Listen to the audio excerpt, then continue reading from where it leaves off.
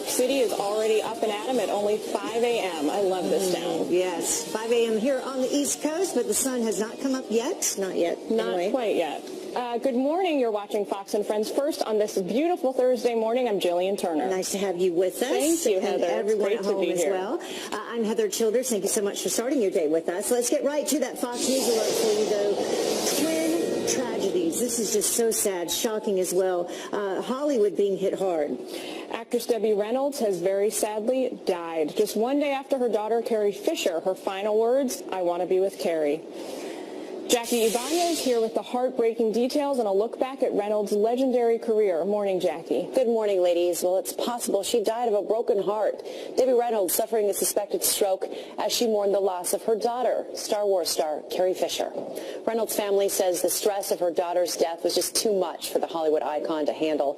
6-year-old Carrie Fisher died on Tuesday after going into cardiac arrest on a flight from London to L.A. According to TMZ, Reynolds told her son, quote, "I miss her so much. I want to be with Carrie," just hours before she was rushed to the hospital. Debbie Reynolds' legendary Hollywood career spanned nearly 7 decades. The acclaimed singer, dancer, and actress starred in more than 40 films and countless TV shows. Good morning, good morning. It's great to stay up late. Good morning, good morning. As you see there, she danced her way into film history in the 1950s when she co-starred with Gene Kelly and Donald O'Connor in Singing in the Rain. Reynolds earned both Tony and Oscar nominations over the course of her career and stayed active well into her 80s. I've been very lucky because I started when I was really young. I was 16, and now how many years is it? So, 65 years. So I've had a wonderful career, and it's been a joy. Quite a career. Last night, fans gathered to pay tribute at her star on Hollywood Walk of Fame, leaving flowers and candles. And this morning, funeral plans for both Reynolds and daughter Carrie Fisher are still unknown. Just so sad and unbelievable within a day of each other. Yeah, Ladies. I mean, happening overnight, the last I heard, she was in the hospital. Terrible. Her son said she wasn't doing well. Right. And then to wake up to this news this morning. Thank you, Jackie. Well, tributes, as you might imagine, just pouring in for Debbie Reynolds in overnight as friends and fans try to come to grips with the sudden loss. Actress Deborah Messing posted this morning, "Debbie went to be with Carrie. She always worried about her. Carrie left too soon, and now they are together again." Reynolds played Messing's TV mom on the sitcom we all loved, Will and Grace. And Mario Lopez posting this picture, writing, "I'll always cherish our dances together." And Marie Osmond tweeting, "2 tragic losses in 2 days. Heavy heart tonight for my dear friend Debbie Reynolds, just one day after she lost her daughter, Carrie Fisher." Debbie Reynolds was 84 years old. But to some other news for you this morning, a diplomatic showdown of historic proportions intensifying by the hour.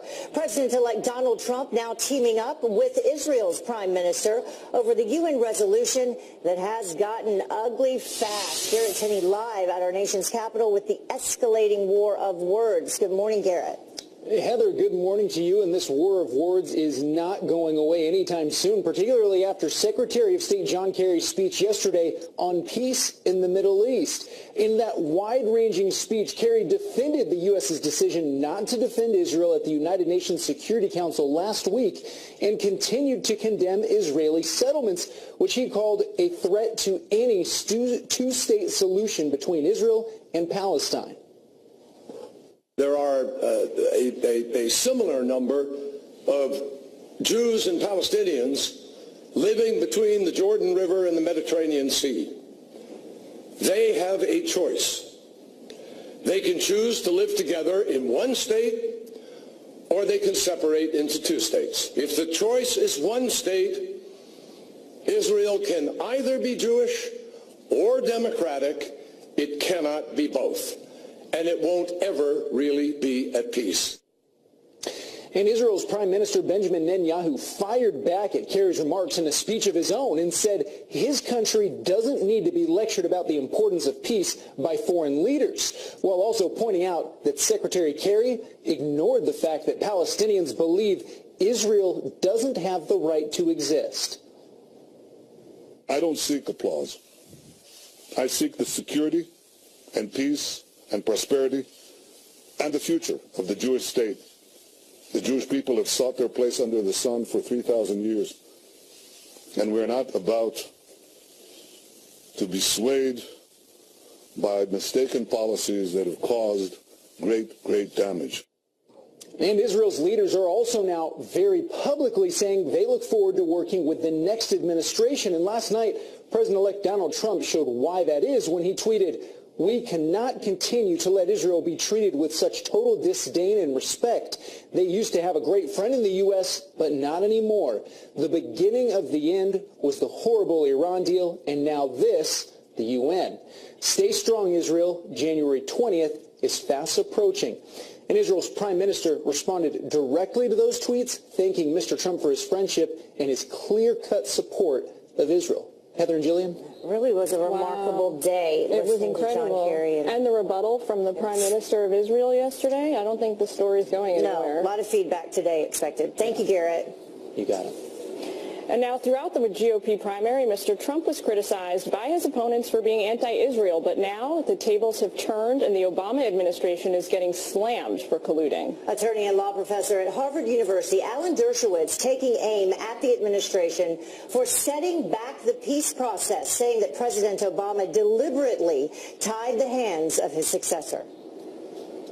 Of course, they had a role, and there will be congressional hearings, and Ben Rhodes will have to raise his hand and swear under oath, and when he is cross-examined, he is going to acknowledge exactly what role he played, what role Vice President Biden played, what role the President of the United States played.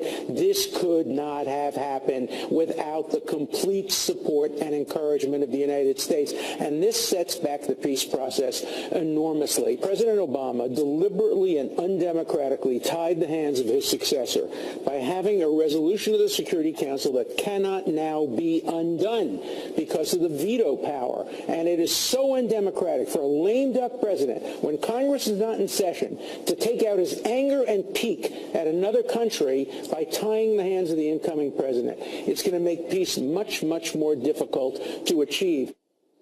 Now another Fox News alert, a parting shot for Russian President Vladimir Putin as President Obama is expected to announce new sanctions as soon as later today over Russia's alleged interference in our 2016 elections. Critics of the outgoing administration have been slamming the president for his so-called weakness when it comes to Moscow, insisting that an iron fist is the only way to stop Russian meddling.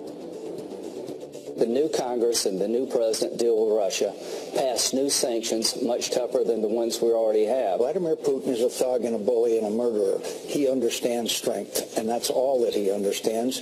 And we're still the strongest nation on earth. We just have to do it right.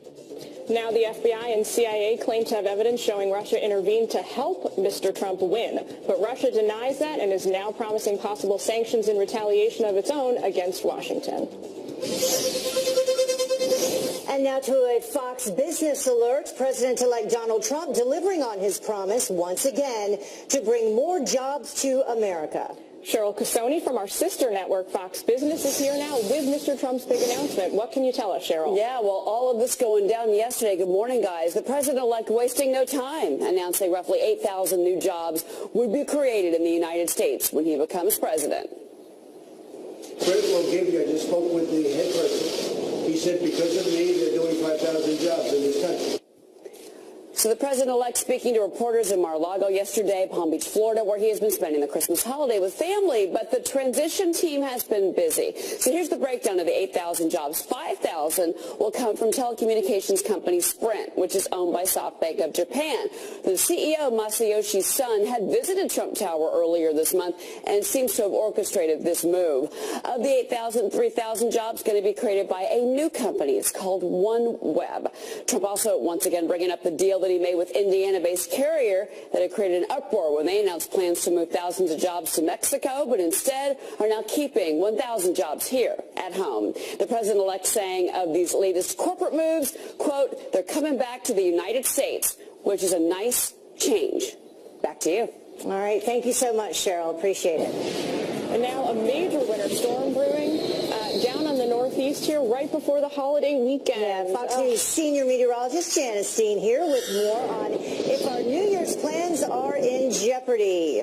The silver lining is we'll get this storm system out of the way before the big celebration on New Year's Eve. So look at your current temperatures, 36 in New York, 31 in Boston. You've got the cold air, the trough that has sunk southward, and along that jet stream, the potential for a nor'easter. So winter weather advisories posted for upstate New York, as well as the mountains in Virginia, West Virginia, up towards Pennsylvania, and then New England. You've got winter weather advisories and warnings in effect, where they're going to get the big snowfall totals, in some cases over 2 feet. So watching this storm develop along the coast, and with that, the potential for very gusty winds, especially as we head into the overnight and Friday for New England. Wind gusts in excess of 70 miles per hour along the coast. So that's going to cause problems with blowing snow and travel conditions. So just be aware of that. By Friday, it's out of the way, and looking ahead to New Year's Eve, not too bad a forecast, ladies. 38 degrees, cloudy skies.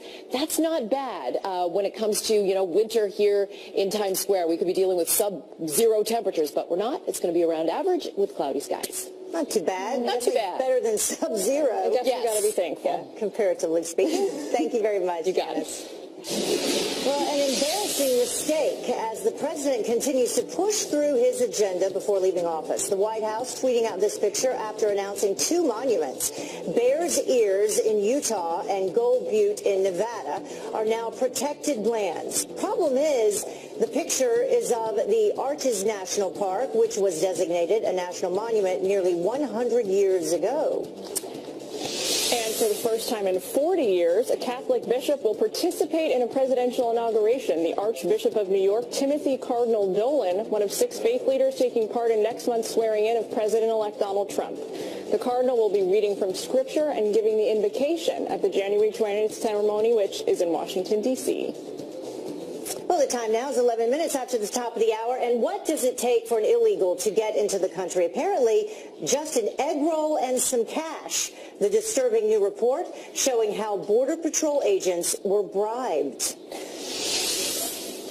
And lucky to be alive. The moment 3 teens are saved from their capsized boat just miles from shore have they stayed alive while stranded on the high seas. And thanks, but no thanks. A big screen role that anyone would be honored to fill, playing former President Ronald Reagan, right? Well, we're going to talk about the actor who doesn't think that it's such an honor.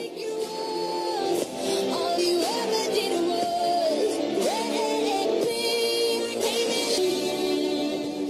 A disturbing new report revealing corruption at our border. Federal agents taking millions of dollars to let drugs and illegal immigrants into the United States, and that's according to the New York Times.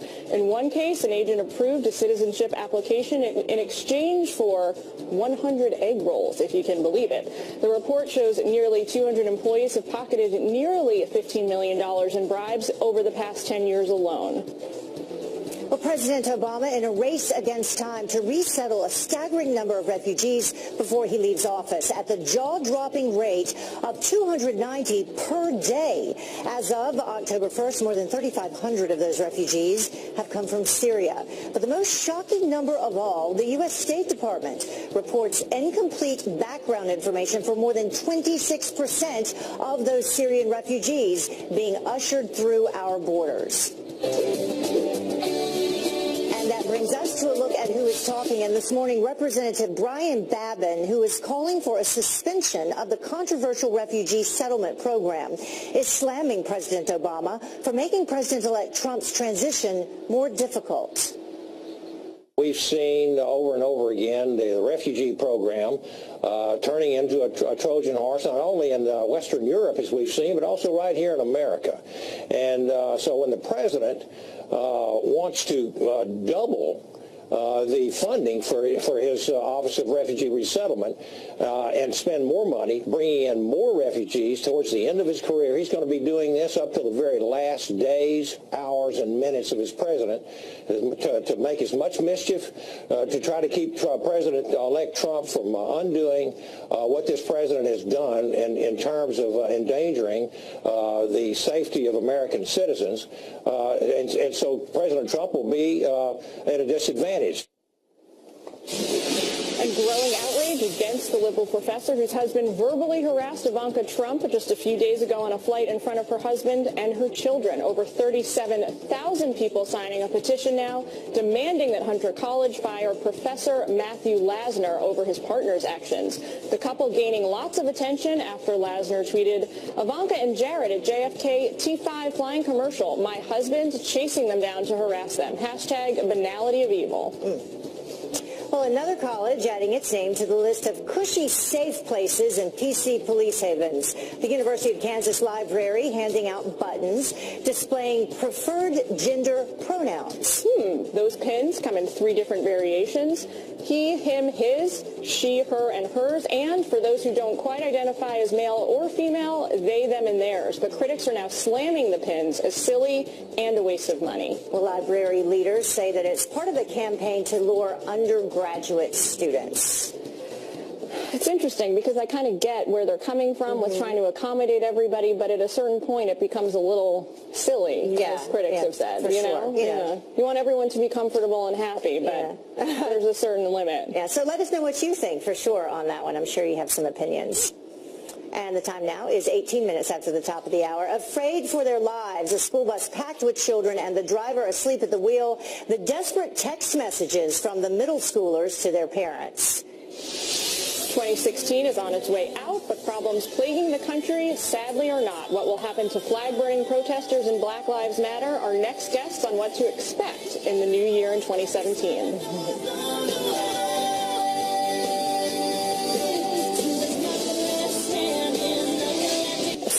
Driver actually fell asleep at the wheel, nearly crashing as dozens of children on board feared for their lives. Terrified students in Connecticut taking these photos of Paul Pixley dozing off. The kids quickly making frantic phone calls and sending their parents desperate text messages. One reading heartbreakingly, "Hurry up, I'm really scared." Pixley later admitted to police he took methadone and NyQuil. He's now banned from driving for the district and facing multiple charges. Thankfully. 3 teens are lucky to be alive after a harrowing ordeal of their own while vacationing near the Florida Keys. The boys forced to climb on top of their rental boat after it started taking on water and capsized 2 miles off the coast. Their life jackets got caught trapped underneath, but the quick-thinking teens managed to keep one of their phones above the water just long enough to get a signal and call 911. Crews found them just before sunset. Heather? Thank you, Jillian. 2016 coming to an end, but major political crises carrying forward into the new year. So how will this year's biggest stories play out in 2017? Joining us now to weigh in is political commentator Aaron McPike. Thank you so much for joining us, Aaron. Sure thing. So let's begin with police shootings and the Black Lives Matter protests that have followed. At least 8 major police shootings that have happened. We can show you these on a map that led to protests. That's what connects these specific shootings that we're talking about. According to the Washington Post, police have fatally shot 955 civilians in 2016. On the other side, 64 law enforcement officers have been fatally shot in 2016, and that's the most in 5 years. So how will this shape things to come in 2017? Well, Heather, one of the things we heard from the Black Lives Matter movement, from its founders, after Donald Trump was elected, was they called him a white supremacist. I would point out that the Black Lives Matter movement is actually a very disparate group, lots of local leaders. And when you have local leaders, they do tend to take things in their own hands. They said that they want to have more protests during the Trump administration. They do not want to meet with Donald Trump or any of his top officials. Instead, they're going to continue to protest. When you have rhetoric that's flying and emotions that are raw and running high, you could see that this really spilling out again into 2017.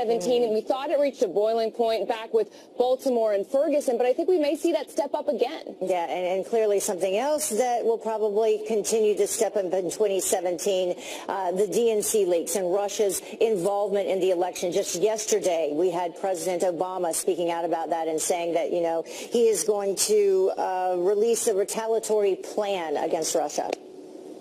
That's right, and we still haven't exactly gotten to the bottom of the depths of Russia's involvement in the election. Obviously, Democrats are furious about this, in part because so many more Democratic emails got leaked. We don't know the extent to which the Republican committee was hacked, although, obviously we have heard from Reince Priebus and others say that they didn't get into the Republican servers the way they did get into Democratic servers. But we don't know just how involved Russia was. But this is clearly going to be a problem when we're hearing a number of Republicans even saying that Donald Trump needs to get to the bottom of what exactly Russia did. Yeah, I spoke with Senator John McCain just yesterday, and he is one of those folks calling for that investigation.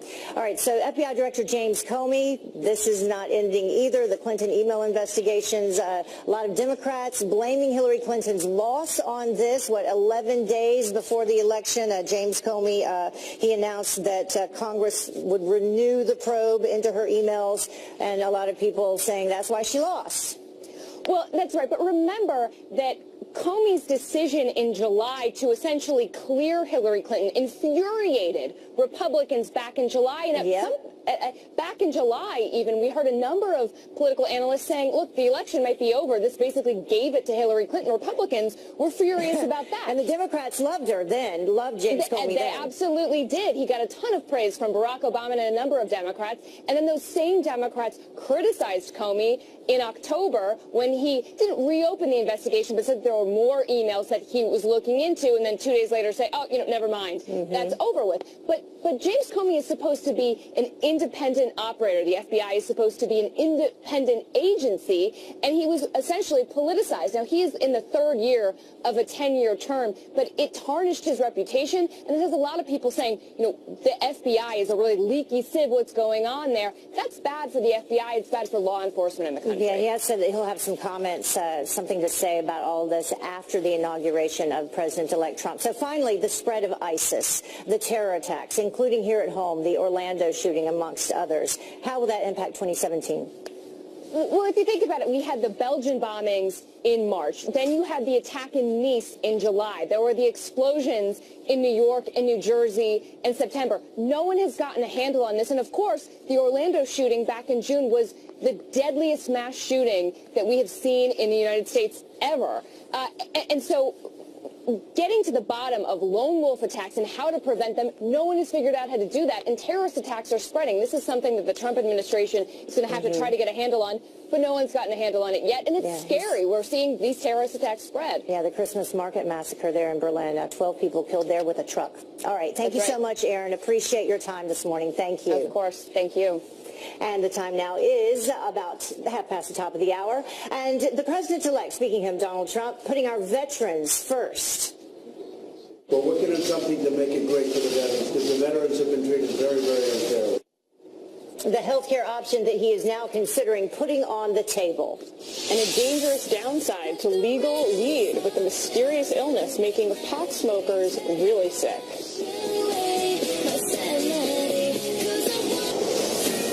It's Thursday, December 29th, and this is a Fox News alert. Death by a broken heart. Hollywood legend Debbie Reynolds passing away just one day after her daughter Carrie Fisher.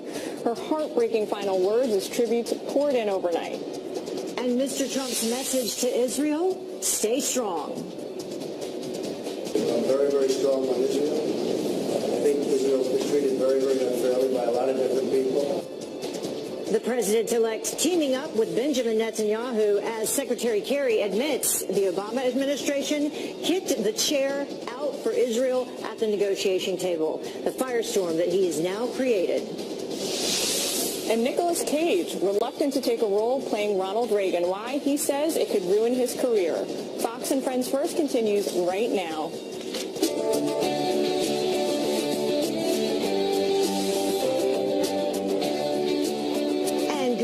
To you. You are watching Fox and Friends First. I'm Heather Childers. And I'm Jillian Turner. It is now 32 minutes after the hour. Let's get right to that Fox News alert with twin tragedy sending shock and sadness throughout Hollywood. Yeah, horrible news to wake up to this morning. Actress Debbie Reynolds has died just one day after her daughter Carrie Fisher. Her final words, I want to be with Carrie. Jackie Ibanez is here with the heartbreaking details and a look back at Reynolds' legendary career. Hi, Jackie. Good morning, Jillian and Heather. Well, it was just too much for her to handle. Debbie Reynolds suffering a suspected stroke as she mourned the loss of her daughter, Star Wars star Carrie Fisher. 60-year-old Carrie Fisher died Tuesday after going into cardiac arrest on a flight from London to L.A. According to TMZ, Reynolds told her son, quote, "I miss her so much, I want to be with Carrie," just hours before she was rushed to the hospital. Debbie Reynolds was extremely close to her kids, writing in her Twitter bio, "My two children are the lights of my life." Her legendary Hollywood career spanned nearly 7 decades. The acclaimed singer, dancer, and actress starred in more than 40 films and countless TV shows. Good morning, good morning. It's great to stay up late. Good morning, good morning. Such a career she had. She danced her way into film history in the 1950s when she co-starred with Gene Kelly and Donald O'Connor in Singing in the Rain. Reynolds earned both Tony and Oscar nominations over the course of her career and stayed active well into her 80s. I've been very lucky because I started when I was really young. I was 16, and now how many years is it? So, 65 years.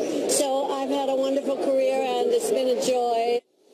Last night, fans gathered to pay tribute at her star on the Hollywood Walk of Fame, leaving flowers and candles. This morning, funeral arrangements for both Reynolds and daughter Carrie Fisher.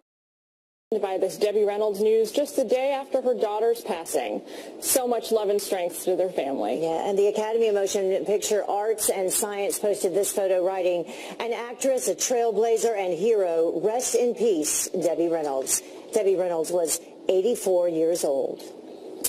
And now a diplomatic showdown of epic proportions is intensifying by the hour, with President-elect Donald Trump now teaming up with Israel's prime minister over the UN resolution that's gotten real ugly real fast. Garrett Tenney is live at our nation's capital with the escalating war of words. Garrett, what's the latest here?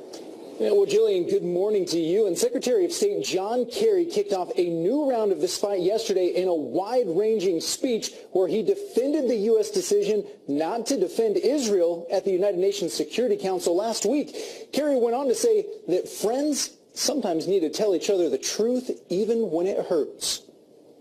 Regrettably, some seem to believe that the U.S. friendship means the U.S. must accept any policy, regardless of our own interests, our own positions, our own words, our own principles, even after urging again and again that the policy must change.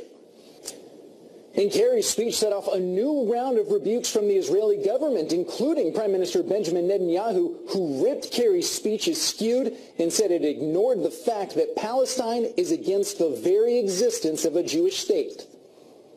The Jewish people have sought their place under the sun for 3,000 years, and we're not about to be swayed by mistaken policies that have caused great damage. And President-elect Donald Trump weighed in on Kerry's speech as well and expressed his support for Israel, tweeting, "We cannot continue to let Israel be treated with such total disdain and disrespect. They used to have a great friend in the U.S., but not anymore. The beginning of the end was the horrible Iran deal, and now this, the UN. Stay strong, Israel. January 20th is fast approaching." January 20th is, of course, when Mr. Trump takes office, and Israeli leaders have not been shy about saying that day can't come soon enough. Heather, Jillian? Wow, that's certainly the foreign policy news of the day. Thanks for staying on that, Garrett. Yeah, I'm sure there'll be a lot of response today as well. Thank you. Well, a major winter storm is bearing down on the Northeast right before the holiday weekend. Wouldn't you know it? Fox News senior meteorologist Janice Dean in the Weather Center for us with more on if our New Year's plans are in jeopardy. No, the good news is this will be a year-end storm, no doubt about it, but it will be cleared out by Friday. That's the great news. Current temperatures you can see across the board. We've got chilly air around this cold front, this trough that is dug as far south as the Gulf Coast, and along this front, that's where we're seeing our coastal low that's going to develop overnight tonight and bring very gusty winds, blowing snow conditions to New England. So there's the storm as it transfers its energy across the Atlantic Ocean. We're going to see the potential for big snowfall totals as well as gusty winds overnight tonight and into tomorrow. So there's your forecast temperatures and radar. Mainly a snow event for interior sections of the Northeast and New England, a rain event extent along coastal areas, and then we're going to see some lake effect snow as we head into the weekend. Forecast precipitation, again, you can see where the rain is. You can see where the big snowfall totals across New Hampshire as well as Vermont and Maine. So good news for skiers for your New York forecast. Again, a stormy day today. Friday looks good. Saturday looks good. And Saturday night looks also very good. Temperatures around 38 degrees and cloudy skies. As far as the New Year's Eve forecast goes, that's pretty good by my books. Back to you. Going to be fun in Times Square for sure. Yes, it will. Thank you, Janice. Of course. The time is now 39 past the hour, and a Fox News alert for you. A parting shot at Vladimir Putin, the punishment expected against Russia today for their alleged election interference. And reputation ruined, the brother of Jean-Benet Ramsey taking aim in a bombshell lawsuit. And would you let your child wear these? Outraged parents slamming the pot pants being marketed for young girls.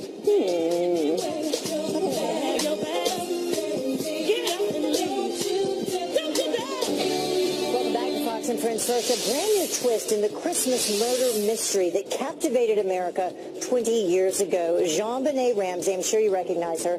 Well, her brother, Burke, is suing CBS for $750 million after its docuseries blamed him for his sister's murder. It is his second lawsuit over the series, which he says permanently damaged his reputation. Earlier this year, Burke spoke to Dr. Phil about his distrust of the media. They would follow us around. Seeing that as a little kid, it's just kind of a chaotic nightmare. So I was pretty skeptical of any sort of media. It just made me a very private person. Well, the family was cleared in 2008. Jean-Benet's murder remains unsolved. Actor Nicolas Cage worried about accepting a new role because he says it might infuriate liberal Hollywood.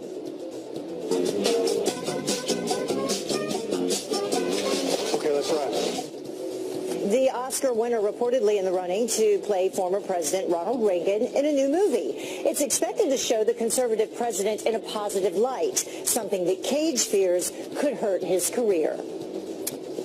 A violent, mysterious illness on the rise in states with legalized marijuana. Doctors in Colorado have seen cases of a syndrome called CHS, double since the state approved medical marijuana use in 2009. It causes severe pain, vomiting, and kidney failure, and is often misdiagnosed. It's proven to go away days after stopping drug use, however, is the good news. And would you ever let your children wear these pants? Outraged parents say they're disgusted by them. Marijuana leggings, which were discovered on Amazon by a horrified grandmother who was shopping for Christmas presents. They're retailing for just under $10 a pair, so they're a steal, and they're described as little girl fashion. Photos on the site even show the pot leaf leggings displayed among toys. I think I'll skip those this year. Well, we'll be right back. You decide. And Obama preparing a parting shot for Russian President Vladimir Putin. The White House expected to announce sanctions as soon as today over Russia's alleged interference in the 2016 elections. Doug Rosader is live in Washington, D.C. this morning with the breaking details. Good morning. Good morning, and we'll see if we get any information out of the White House on this, whether there's actually a formal announcement, but this is something the White House has said has been in the pipeline for some time. It may further drive a wedge between President Obama and President-elect Trump. As for the form of the response, it may come in the form of economic sanctions. There may be a cyber component to this as well. President-elect Trump was asked about this last night. I think we ought to get on with our lives. I think that computers have complicated lives very greatly. The whole age of computer has made it where nobody knows exactly what's going on. Still, this may represent kind of a parting shot between President Obama and President Putin, who have had a tension-filled relationship, to say the very least. Now, President Obama has argued that this should be a bipartisan issue, and certainly there's some Republicans who are on board with some kind of response, although some think that this is better left to the next administration and to the next Congress. The new Congress and the new president deal with Russia, pass new sanctions much tougher than the ones we already have. Now, as far as Russia's response to the potential U.S. response, the Russian Foreign Ministry has said that there could be some kind of retaliation on their end as well. Back to you guys. Thanks, Doug. So it continues back and forth. Mexico is hoping to cut a deal with President-elect Donald Trump over trade. One of its bargaining chips, the wall. We will build a great wall along the southern border, and Mexico will pay for the wall. Mexico now saying it's willing to beef up border security and may even pitch in to help build this wall. In return, the country wants Mr. Trump to back away from another hot-button campaign promise, scrapping NAFTA. And President-elect Donald Trump says he is fed up with the way our veterans are being treated when it comes to health care. Lots of folks agree with him there. And now the incoming administration says that it is working on a public-private option for the VA. We're working on something to make it great for the veterans, because the veterans have been treated very, very unfairly. I don't want to see veterans waiting in line for 2 weeks. And, you know, in many cases they have a minor illness, and it takes so long to see a doctor. It turns out to be a major illness, and beyond that. Yeah, beyond that, some of them die. Well, a senior administration official confirmed the plan to reporters outside Mr. Trump's Mar-a-Lago estate, and they say that it is just one of the options on the table. Now to a Fox Business alert. The prices at the pump are getting a major bump in 2017. Come on, Cheryl Casoni from our sister network, Fox Business, here with which states will get the increase. Cheryl? So here's the story. There's going to be a hangover on January 1st for your wallet and for yourself potentially here. So 7 states are going to be seeing their gas prices raised because of new state taxes. Here are the states: Pennsylvania, Michigan, Nebraska, Georgia, North Carolina, Indiana, and Florida. Because of these taxes, one in Pennsylvania is going to be 8 cents per gallon. There is going to be a rise for them. I'm going to leave you with some good news, though. On a national basis for 2016, U.S. drivers saved $27 billion versus the year before because of lower gas prices overall. I guess, you know, just when we spent all of our Christmas bonus and all of our savings on presents, we're going to have to pony up even more for gas. The holiday is over. Yeah. And the holiday officially is over. Yeah, it's over for Samsung as well. More trouble for them? Oh, this is something else. Ladies, listen to this. So there are now new reports that the company has not yet responded to, that the new Samsung Galaxy 7s, the rear camera is unexpectedly shattering. Now, initially, there were a few reports out there. 1 or 2 customers reached out to the company, and the company said, hey, look, that's your problem. You obviously damaged it yourself. But now there are reports everywhere that basically the rear camera glass is shattering, and it's being described as a circle shatter. It looks like a gun, like a bullet went back through the back of the phone. No response yet from Samsung, but certainly not good news for them. Yeah, okay. Seriously, Cheryl, I finally, as everyone knows, I needed to replace my Samsung because it was one of those getting hot. I finally replaced it, and now it's possibly going to have this problem. Yeah, I guess if you had to choose, Unreal. And it's sitting in the case, which is the weird part about this latest issue for the Samsung. Good. Terrible. Also hearing that Carrie Fisher book The Princess is selling on the bestseller list. Amazing. I know. Well, so she was an amazing actress and a screenwriter, but she was a very accomplished author. And several of her books are now in the top categories in Amazon. Postcards from the Edge, Wishful Drinking, which of course became an Broadway show, here in New York, as well as The Princess Diarist. And what we're seeing now is in the top 10 list, 5 of the top 10 books of movers and shakers on Amazon are Carrie Fisher. A lot of it. We should also say really quick, HBO is going to be coming out with a documentary about Debbie Reynolds and Carrie Fisher next year. That was already in the works. And on New Year's Day, they're also going to replay the Broadway show Wishful Drinking for fans everywhere. People are just so sad today about that. They lived next door to each other. Amazing. Amazing. Thank you, Cheryl. Can't wait to see that documentary. Thanks. Now taking off your shoes is nothing compared to this. Lie detector kiosks could soon be coming to an airport near you. Researchers at the University of Arizona are developing a program that can take dozens of measurements in an instant. The machine asks users questions, then take notes on things like their voice, stress levels, and body temperature to figure out whether or not they're telling the truth. If they're not, they'll have to face further screening by an agent. Well, giving change to make a change. Cities across the country are installing spare change meters to cut down on panhandling. New Haven, Connecticut is among the latest to install the meters that collect loose change from donors, and the money will be used to help fund programs that find work for the city's homeless. And now let's check in with Pete Hegseth to see what's coming up in just a few minutes on Fox and Friends. Good morning, Pete. Good morning, Heather. Pete. Good morning. Nice job this morning. Yes, coming up on Fox and Friends, I can see Ed Henry and Abby Huntsman. You will see them soon. Together, we're going to break down, of course, the dueling speeches yesterday on Israel between John Kerry and Bibi Netanyahu. But you've also seen these commercials. Take a look. Alexa, what's on the calendar today? You have 12 events scheduled. But now that Amazon Alexa could be a witness to a murder case. Should it be allowed as evidence? We're going to debate it. Plus, just for the fun of it, we're going to pick our favorite cuts of steak for this New Year's. I'll give you a tip. Mine includes a lot of marbling, and it's excellent. So stick around. Fox and Friends coming soon.